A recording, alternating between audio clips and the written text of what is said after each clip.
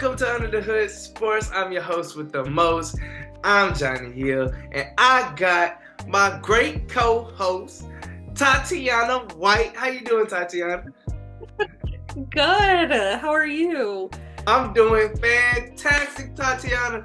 And if y'all didn't know, Tatiana, she is coming on Under the Hood Sports, and we are introducing a new segment we like to call, what is it called?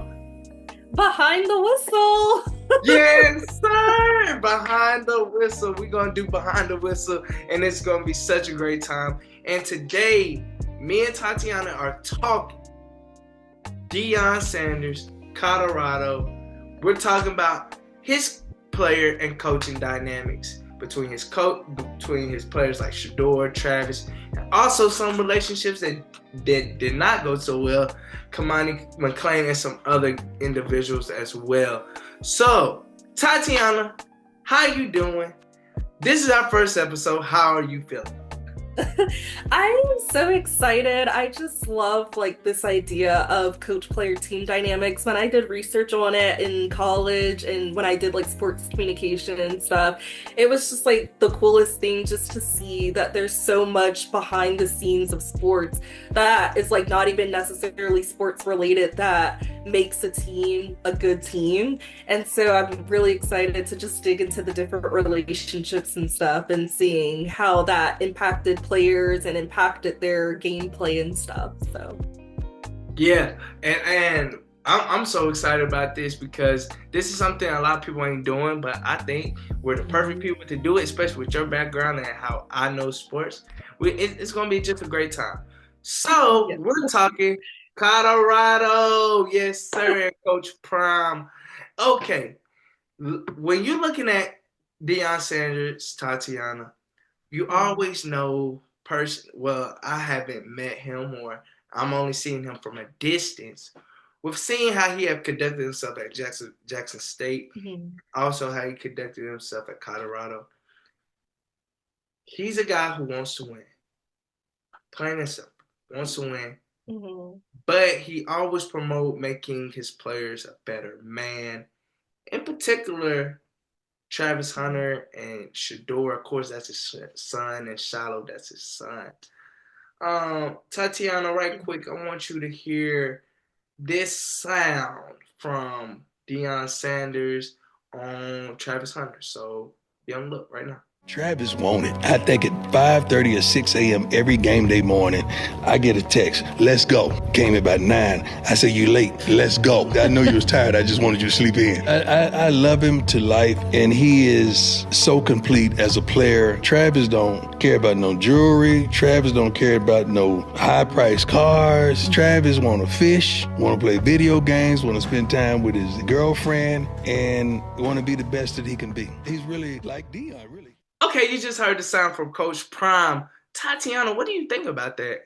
Yes, I think it's such a positive example of just great coaching because he's pouring into his players, and I think oftentimes players when they're in these sports and in games, they're often treated like they're not human, like they're just like a machine and they're there to play the game and entertain people. But when you have somebody, especially your coach, that's pouring into you, it drives you to be a better player and to be a better person.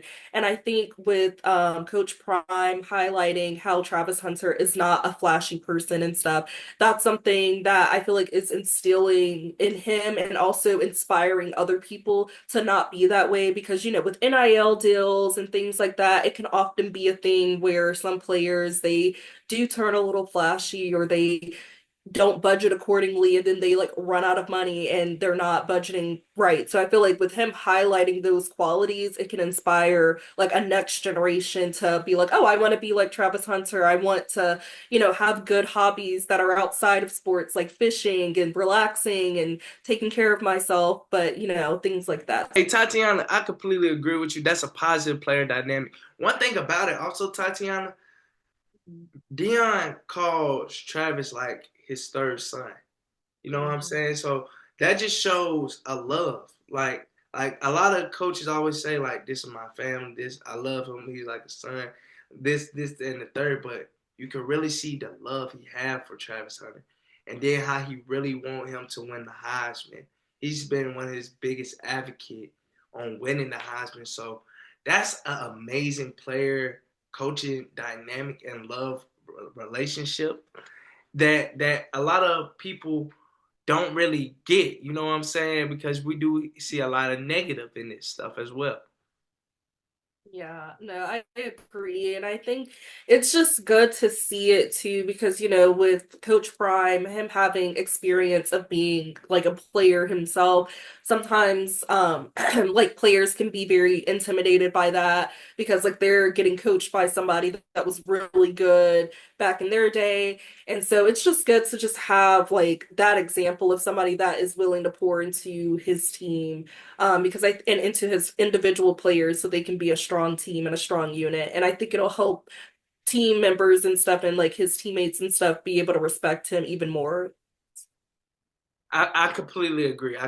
Completely agree because who wouldn't want to play for a coach like that?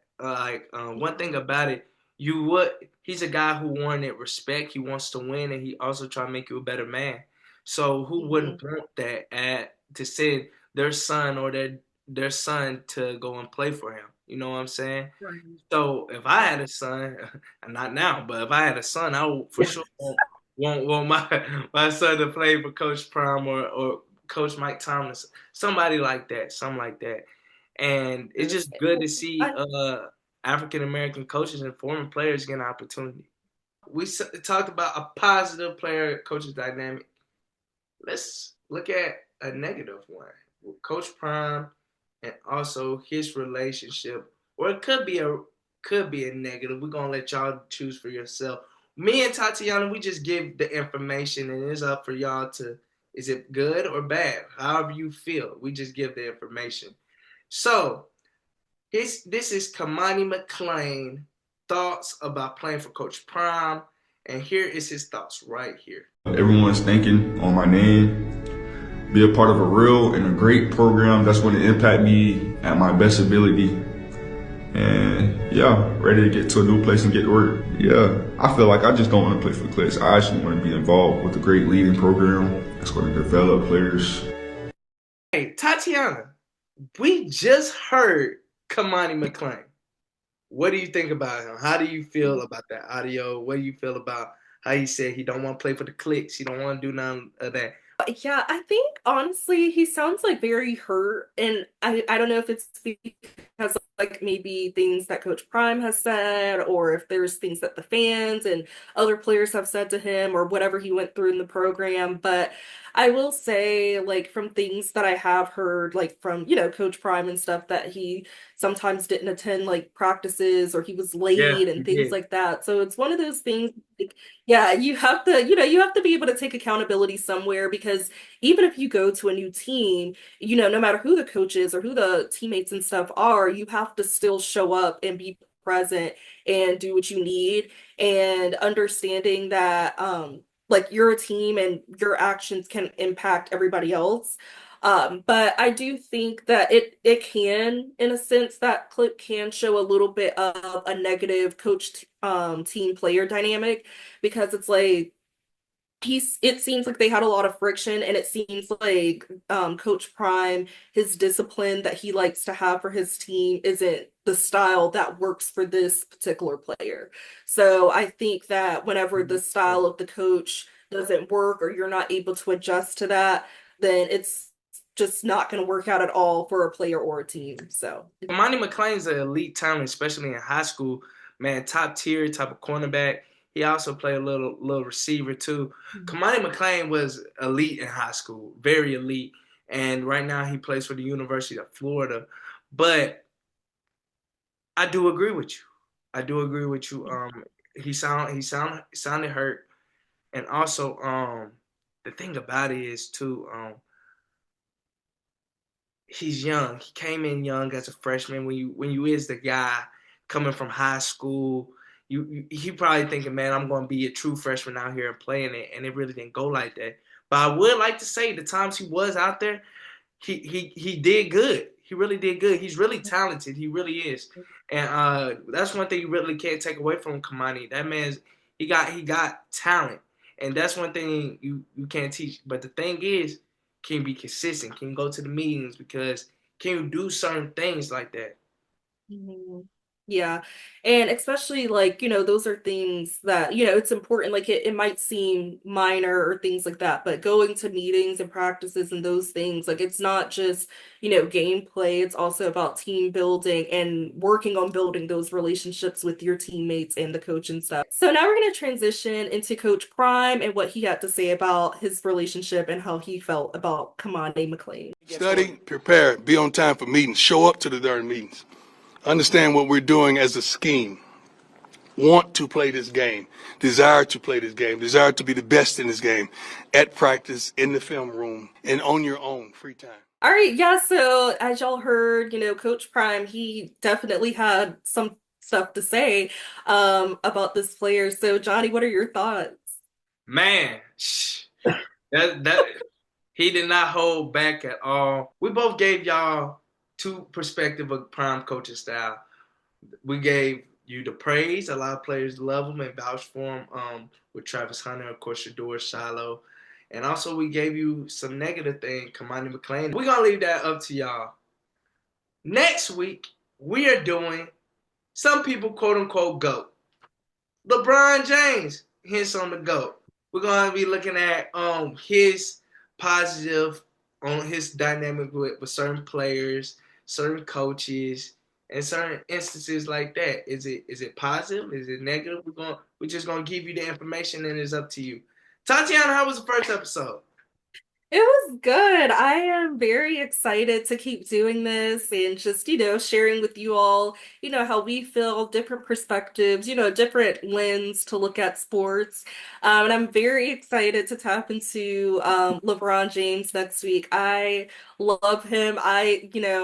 I love watching him. I love his family, Savannah, and I'm excited to like look into how this team player dynamic is going to work now with him working with his son. So see how that goes. I don't know how that dynamic is going to be, but we'll see because I don't know, but it might work out. We'll see.